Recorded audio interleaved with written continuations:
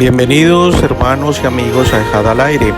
Este nuevo espacio es para profundizar en la Escritura. Estaremos con la hermana Leti desde México y el estudio de Salmos. Hoy con el Salmo 2, Shalom, que sea bendición para todos.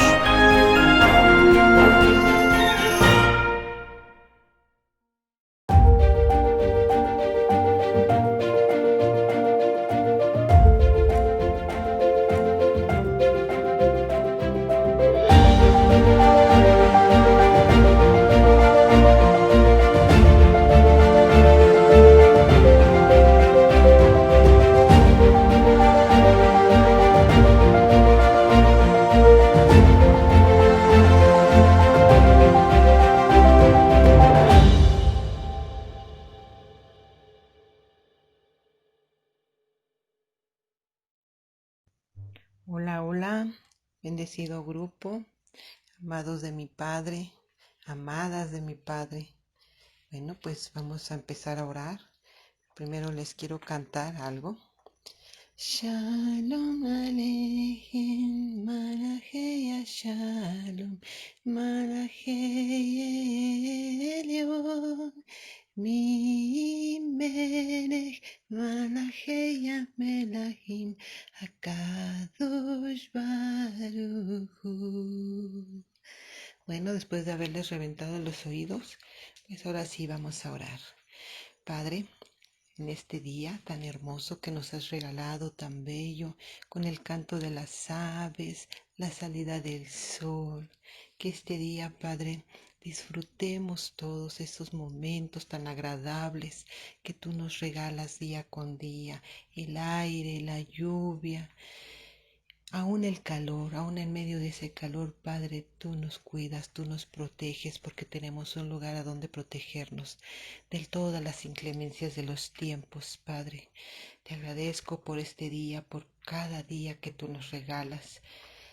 Padre, te pongo en tu presencia, Padre, todos estos estudios que hoy vamos a realizar para que cada uno de nosotros lo discernamos en nuestro corazón, nos gocemos en tu palabra, en tu conocimiento, en esa palabra tan bella, tan perfecta que tú has puesto delante de nosotros, para que no digamos, Padre, que está del otro lado del mar, para que quien no la pueda traer, o está allá arriba de los cielos, Padre, ¿quién no la podrá traer, Padre? Tú nos la has dejado frente de nosotros y con toda esta tecnología, Padre, que tú también tienes el control de todo esto, Padre, y que nos has puesto también en nuestras manos para que cada vez más y más y más podamos alcanzar a todas esas personas, Padre, que están deseosos de escuchar de tu palabra y de tu instrucción. Padre, no tengo más nada que pedirte porque tú todo me lo das. Solo una cosa te pido, Padre. No quiero fama, no quiero dinero, solo quiero tu instrucción, solo necesito de ti, que tú jamás me separes de tu presencia, Padre. Y si algún día yo me desvío del camino, que siempre seas tú el que con esos lazos de amor me atraigas a ti.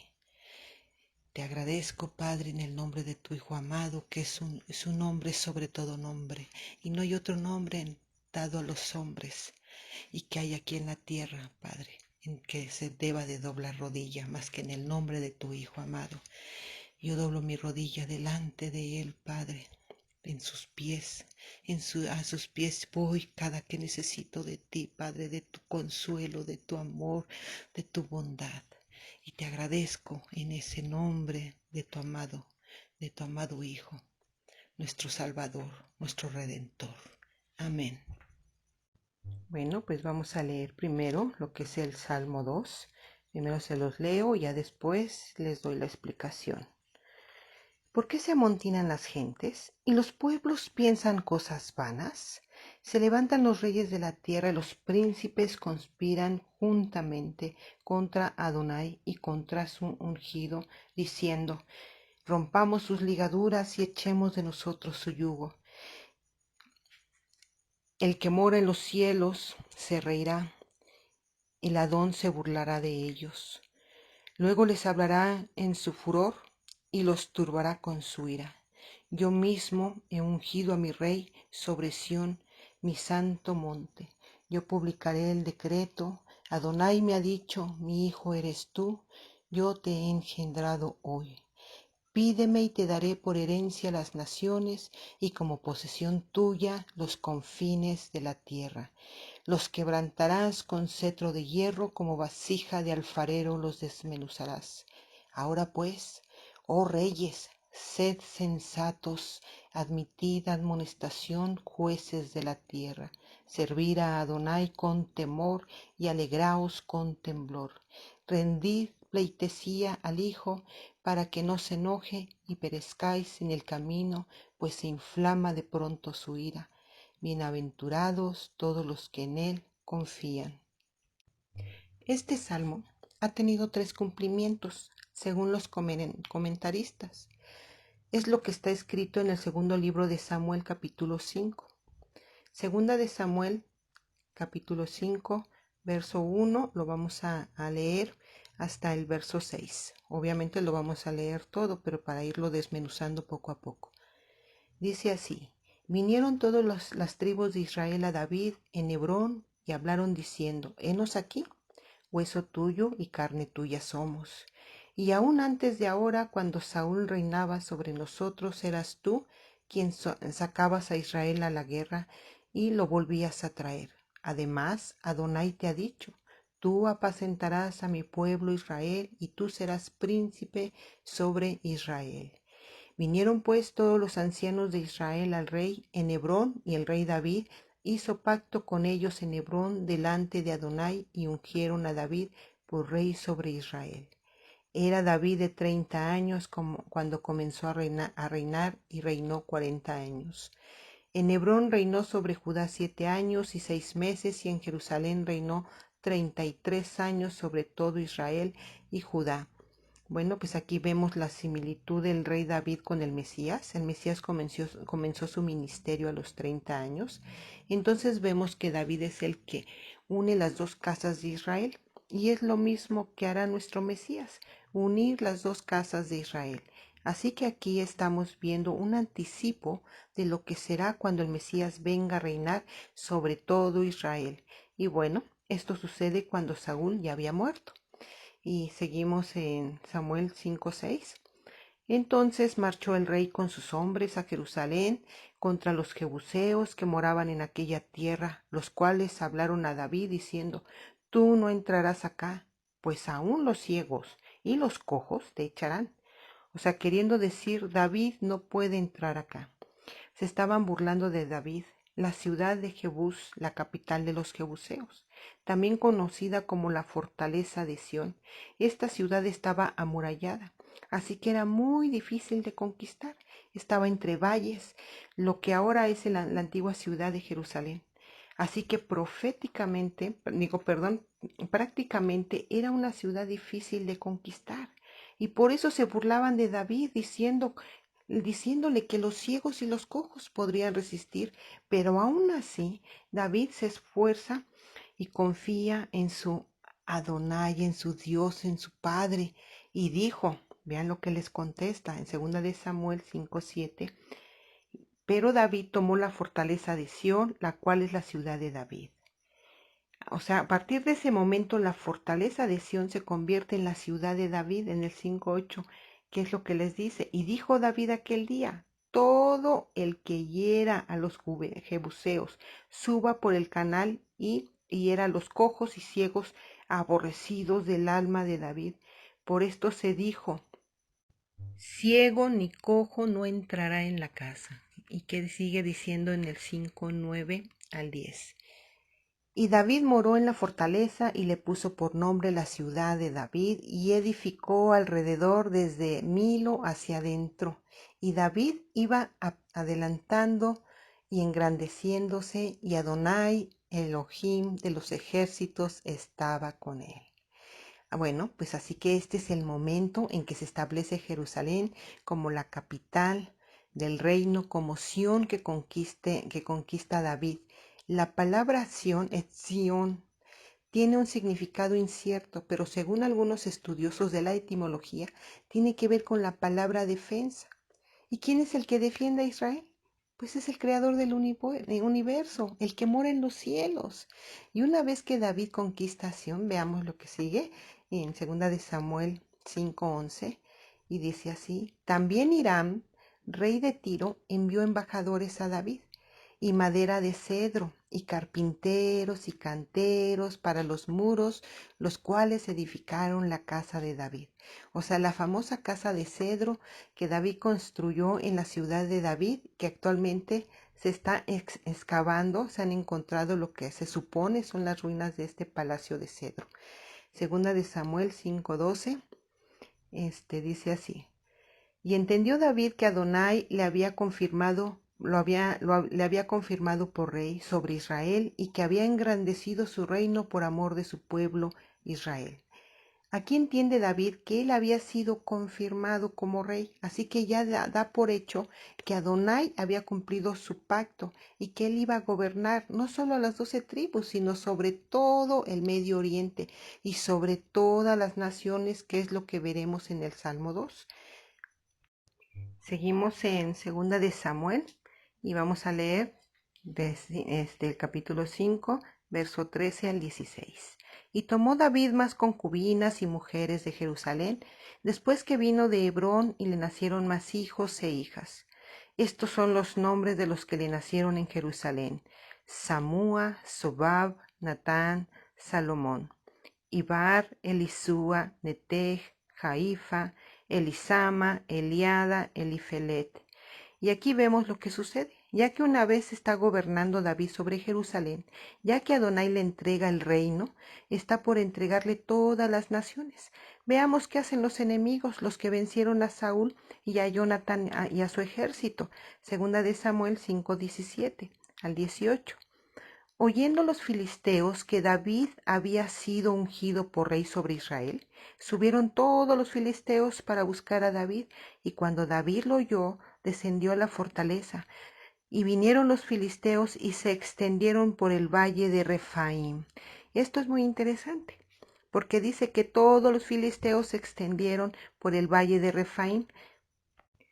En el diccionario, esta palabra tiene varios significados, pero esta palabra tiene que ver con los descendientes de los gigantes, y esto lo vamos a encontrar en las mismas escrituras, pero en el léxico hebreo su definición es muy interesante, porque algunas definiciones la mencionan como sombras, como fantasmas, y entonces estamos hablando de seres sobrenaturales. Y si leemos Génesis 6, pues ya sabemos de dónde vienen y cuál es su origen. Entonces, estos gigantes son los ángeles caídos, y los filisteos estaban aliados con los Refaim. Los filisteos estaban unidos a ellos, y los filisteos tenían como arma principal de la tecnología de aquella época eran los carros de hierro, y fueron totalmente inspirados por los ángeles caídos. En el libro de Enoc se menciona que enseñaron a los hombres a crear armas, el arte de la guerra. Así que los filisteos y los Refaim, o sea, estos espíritus, estas sombras, estas huestes espirituales de maldad, estaban unidos. Por eso el guerrero principal era Goliat, un gigante, un descendiente de los Nefilim.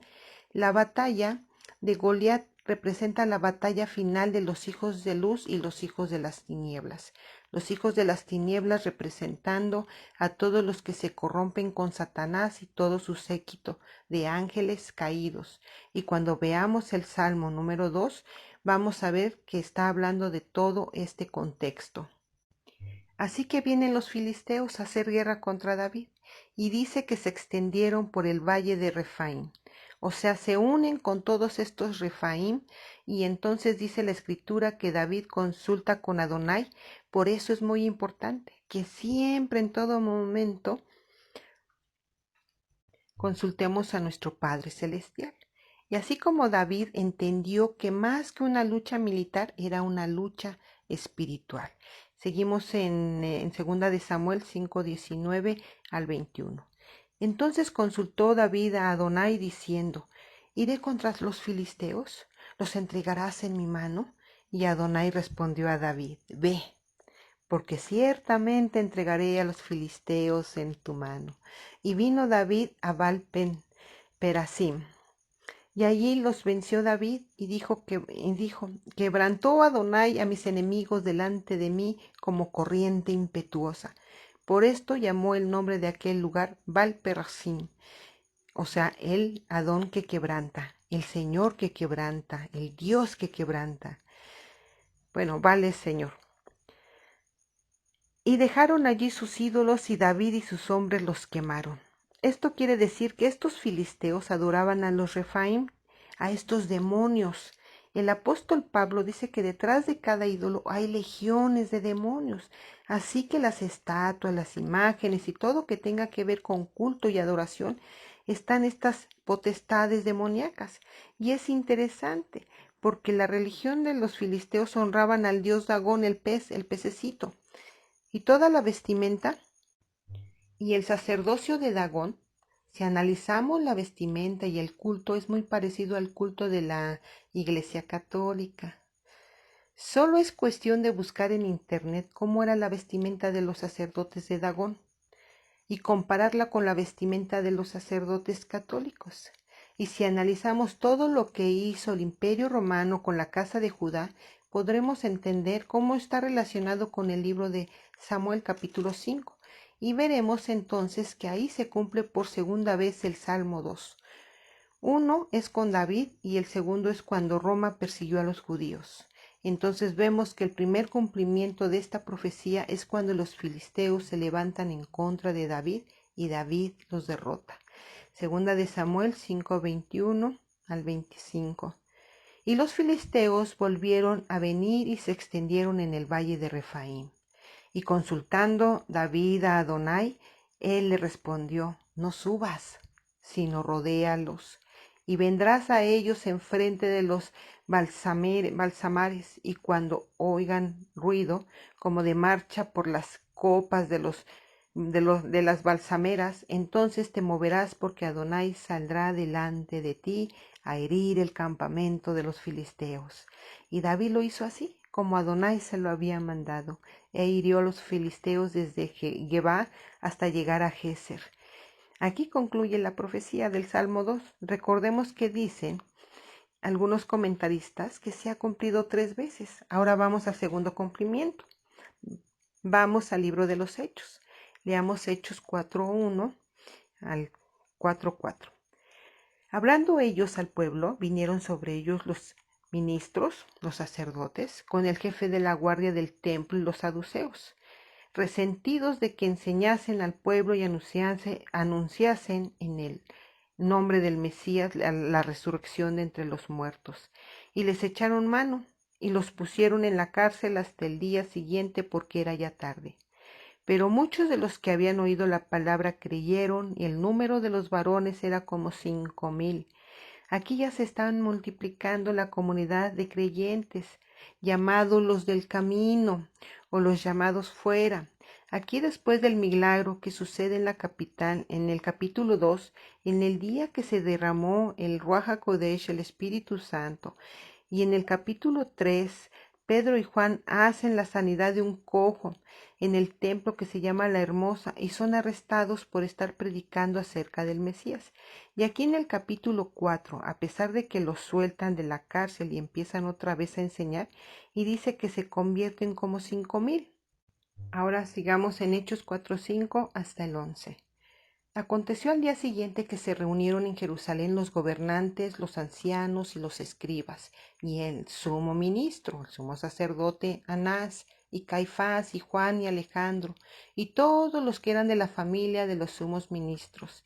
Y toda esta gente eran saduceos que estaban confabulados con Roma, que heredan la religión de los filisteos. Eran la dinastía del gobierno de las tinieblas, que desean tener el control, o sea, todos los emperadores romanos eran adoradores de Satanás, y lo siguen siendo.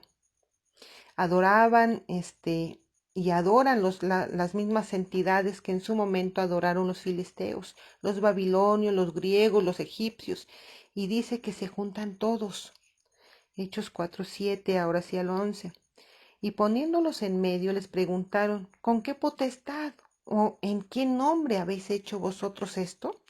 Entonces Pedro, lleno del Ruach HaKodesh, les dijo: gobernantes del pueblo y ancianos de Israel, puesto que hoy se nos interroga acerca del beneficio hecho a un hombre enfermo, de qué manera éste haya sido sanado, sea notorio a todos vosotros y a todo el pueblo de Israel que en el nombre del Mesías de Nazaret, a quien vosotros crucificasteis, y a quien Adonai resucitó de entre los muertos, por él este hombre está en vuestra presencia sano. Ay, se me lengua la traba. Este Mesías es la piedra reprobada por vosotros los edificadores, lo cual ha venido a ser cabeza del ángulo. Y bueno, pues aquí vemos que Pedro está reconociendo al Mesías como la roca. Y esto es para aclarar cuando el Mesías le dijo a Pedro: sobre esta roca, y para quitar esa apostasía de la Iglesia Católica en donde sustentan toda esa mentira del papado y la doctrina del papado. Aquí claramente Pedro está diciendo que el Mesías es la piedra, es la roca, es Banim, la roca angular. Por eso los llevó a aquella roca en Cesarea, en Filipos, en el norte, en donde los emperadores adoraban al príncipe de las potestades. Y allí les pregunta: ¿quién es el Hijo del Hombre? Y ante esa declaración que Él es el Hijo del Elohim, el de Dios, Él afirma que Él es la roca y que precisamente Él es la roca de la que habló Daniel, que vendría a acabar con el reino de las tinieblas, con las puertas del infierno, las puertas del Hades, con todas las adoraciones, el culto a Satanás que se estaba llevando ahí a cabo ahí en el norte de Israel, en Cesarea, Filipos, que los emperadores estaban adorando. Entonces ahí les dice el Mesías que todo eso iba a ser derribado. Entonces aquí el apóstol Pedro está dejando muy claro que el Mesías es la piedra reprobada. Seguimos en Hechos 4:12. Dice: y en ningún otro hay salvación, porque no hay otro nombre bajo el cielo dado a los hombres en que podamos ser salvos. Y esto de la cabeza del ángulo es muy interesante. Rosh Pinah es la cabeza y un ángulo. Si han leído ustedes Apocalipsis, de la Nueva Jerusalén que desciende del cielo y que tiene 4 esquinas y que tiene una punta, y que está en forma de triángulo en 4 esquinas y tiene una punta, y la punta representa al Mesías. Él es la roca de ese ángulo. Y la usurpación satánica, e incluso lo vemos en los billetes de dólar. Y eso nos da un indicio de quién está tratando de usurpar ese reino a través de la economía, de los gobiernos mundiales. Pues exactamente ese ojo que todo lo ve, esa pirámide con el ojo representa todo el ocultismo. Y en el tercer cumplimiento del Salmo 2 que veremos, vendrá a juzgar el rey de reyes. Así que aquí está diciendo que el Mesías es la cabeza del ángulo y en ninguno otro hay salvación. Entonces, viendo el valor de Pedro y Juan, ¿qué es lo que dicen? Hechos 4:13 al 16. Entonces, viendo el denuedo de Pedro y Juan y sabiendo que eran hombres sin letras y del vulgo, así como yo, se maravillaban y les reconocían que habían estado con el Mesías. Y viendo al hombre que había sido sanado, que estaba en pie con ellos, no podían decir nada en contra. Entonces les ordenaron que saliesen del concilio y conferenciaban entre sí, o sea, se reunieron entre ellos, y diciendo: ¿qué haremos con estos hombres? Porque de cierto, señal manifiesta ha sido hecha por ellos, notoria a todos los que moran en Jerusalén, y no lo podemos negar. O sea, aquí vemos cómo las autoridades religiosas de aquel tiempo están consultando en secreto. Esto es evidencia de que el Mesías es el verdadero enviado creador del universo, del Dios, creador de todo. Ahí mismo ellos están reconociendo, pero sin embargo se están confabulando en secreto, se están poniendo de acuerdo qué van a hacer en contra de los discípulos del Mesías. Hechos 4:17. Sin embargo, para que no se divulgue más entre el pueblo, amenacémosles, para que no hablen de aquí en adelante a hombre alguno en este nombre. O sea, lo que ellos no querían era que se divulgara quién era el Rey de Reyes. Ellos no querían que se supiera que ellos eran unos falsos religiosos. Y es exactamente lo mismo que está sucediendo hasta nuestros días. Pero todos los sistemas religiosos tienen los días contados. Hechos 4:18 hasta el 31. Y llamándoles les intimidaron, que en ninguna manera hablasen ni enseñasen en el nombre del Mesías. Mas Pedro y Juan respondieron diciéndoles, juzgad si es justo delante de Elohim obedecer a vosotros antes que a Elohim, porque no podemos dejar de decir lo que hemos visto y oído. Ellos entonces le amenazaron y le soltaron, no hallando ningún modo de castigarles, por causa del pueblo, porque todos glorificaban al Dios de Israel por lo que se había hecho, ya que el hombre en quien se había hecho este milagro de sanidad tenía más de 40 años. Y puestos en libertad vinieron a los suyos y contaron todo lo que los principales ministros y los ancianos les habían dicho. Podemos notar aquí que el hombre que fue sanado tenía más de 40 años. Y es un detalle que conecta a este hombre con David, 40 años y 6 meses. Hechos 4:24 al 31. Y ellos habiéndolo oído, alzaron unánimes la voz a Elohim y dijeron, soberano Adón, tú eres el Elohim que hiciste el cielo y la tierra, el mar y todo lo que en ellos hay. Que por boca de David tu siervo dijiste, ¿por qué se amotinan las gentes y los pueblos piensan cosas vanas?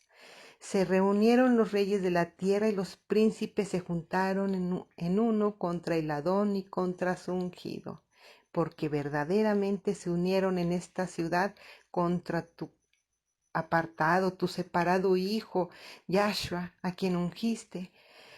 Herodes y Poncio Pilato con los gentiles y el pueblo de Israel, para hacer cuanto tu mano y tu consejo habían antes determinado que sucediera. Y ahora, Adón, mira sus amenazas y concede a tus siervos que con todo denuedo hablen tu palabra. Mientras extiendes tu mano para que se hagan sanidades y señales y prodigios mediante el nombre de tu Kadosh, de tu apartado, separado Hijo, Yahshua HaMashiach. Cuando hubieron orado, el lugar en que estaban reunidos tembló y todos fueron llenos del Ruach HaKodesh y hablaban con denuedo la palabra de Elohim. Entonces aquí está el segundo cumplimiento. Aquí los discípulos están luchando, pero ellos entienden que su lucha no es contra carne y sangre. Y ellos entienden que no es con ejército, sino por el poder de nuestro Padre. Y esto es una enseñanza de cómo debemos de orar en tiempos de angustia, ya que aquí vemos por lo que estaban pasando, ya que ellos vivieron de cerca todo lo que tuvo que pasar el Mesías.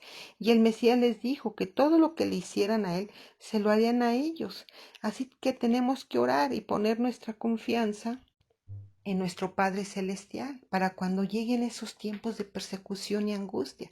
Si queremos aprender a orar, las oraciones de los personajes de las Escrituras son un gran ejemplo para enseñarnos a orar. Y aquí vemos a Pedro cómo comienza a orar diciendo, Adón, tú hiciste los cielos y la tierra. Aquí nos enseña que cuando estemos en aflicción, nos debemos de enfocar en aquel que hizo los cielos y la tierra y no poner nuestra mirada en las circunstancias. Ahora veamos el tercer cumplimiento del Salmo 2 y que se le conoce a este salmo como la guerra de Gog y Magog. Y la razón por la que le llaman Gog y Magog a esta alianza que están unidas en contra de Adonai y su ungido es porque Gog y Magog en la gematría, en valor numérico de las letras de Gog y Magog, es el número 70. Y este número tiene que ver con las 70 naciones que se mencionan en Génesis. La guerra de Gog y Magog es una alianza de todas las naciones en contra de Adonai y en contra de su ungido, como sucedió en el segundo libro de Samuel, capítulo 5, que ya leímos. Cuando los filisteos se unen para combatir a David, y cómo sucedió con Herodes, Poncio Pilatos y todas las autoridades romanas en contra del Mesías y los apóstoles. Y aquí vamos a ver cuándo se cumplió por tercera vez esta profecía y cómo se dice, la tercera es la vencida. Así que veamos en qué y cómo termina. Veamos ahora sí el Salmo 2:1 al 3. ¿Por qué se amotinan las gentes y los pueblos piensan cosas vanas? La palabra amotinan también se traduce como levantan, se reúnen.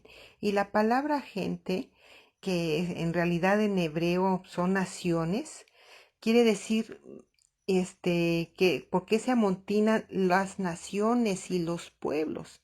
Y bueno, pues si vanas quiere decir vacías, absurdas. ¿Y qué más dice? Se levantarán los reyes de la tierra y príncipes consultarán unidos contra Adonai y contra su ungido, diciendo, rompamos sus ligaduras y echemos de nosotros sus cuerdas. ¿Y qué es lo que está pasando actualmente? Pero vamos a ver. Y esta palabra consultarán en hebreo tiene que ver con algo secreto. Es decir, que un secreto que van a estar tramando, que van a hacer contra el ungido. Entonces, en el contexto con David, ¿qué tramaban los Refaim? Estaban consultando contra David. Y en el capítulo 4 de Hechos, ¿contra quién estaban consultando? Pues contra el hijo de David. Y en el libro de Apocalipsis nos dice que Satanás sabe que le queda muy poco tiempo y hará guerra contra los hijos del Padre, del Elohim, del Creador del universo. Y estas ligaduras se refieren a los límites y se refieren en sí a acabar con las escrituras. Están tratando de acabar con las restricciones, con los límites morales. Si hay algo que no le gusta al ser humano, son los límites, y más a los adolescentes. Y también fuimos adolescentes, y no digo que todos, pero sí a la mayoría no les gustan las restricciones. Y en la actualidad lo vemos con todo lo que está pasando, con todos estos movimientos, con todo esto que nos está pasando a nuestro alrededor. Primero todo el destrozo que hicieron las feminazis, se amotinaron, anduvieron haciendo destrozos, y luego pues viene esto del coronavirus, y luego viene esto de que mataron a este muchacho allá en Estados Unidos, otros muchachos aquí en México, y bueno, todo eso que está pasando a nuestro alrededor. O sea, que están rompiendo esas ligaduras.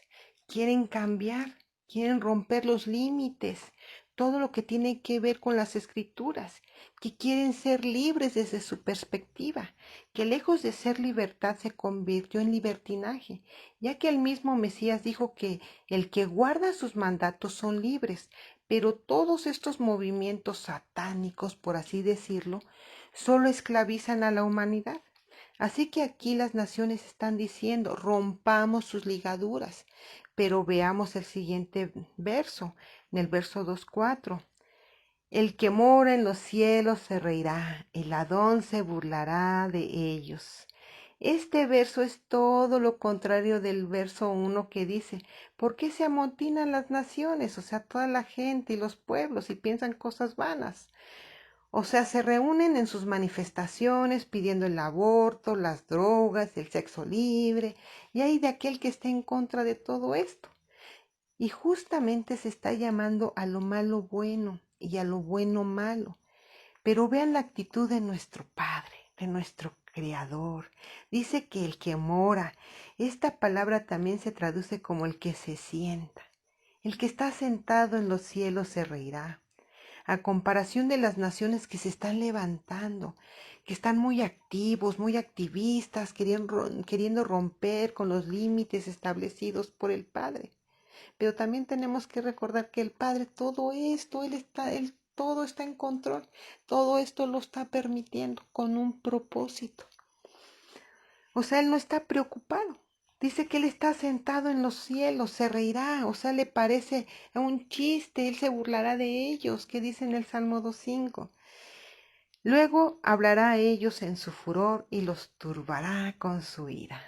En el 6, pero yo he puesto mi rey sobre Sión, mi Kadosh monte. Y el Padre hace algo que es muy buen principio y que tenemos que aprender. El hecho que las naciones se rebelen y desafíen la autoridad del Creador del universo, y esto es un principio que debemos de aprender. O sea, nosotros debemos de estar con toda la tranquilidad del mundo. ¿Por qué? Porque todo esto está permitido, está bajo su control. Él tiene el control de todos, más sin en cambio los que quieren romper todas las ligaduras y quieren hacer sus destrozos y quieren vivir libremente de acuerdo a lo que ellos creen que está bien. Pero el Padre está completamente tranquilo, sentado en su trono, mirándolos y diciendo estos.